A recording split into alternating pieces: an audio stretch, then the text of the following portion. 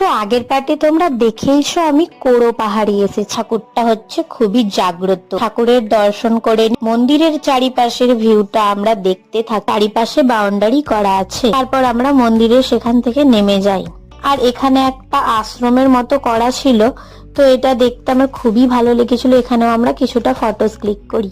তারপর আমরা সেখান থেকে বেরিয়ে পড়ি গাংদুয়া ড্যামের দিকে।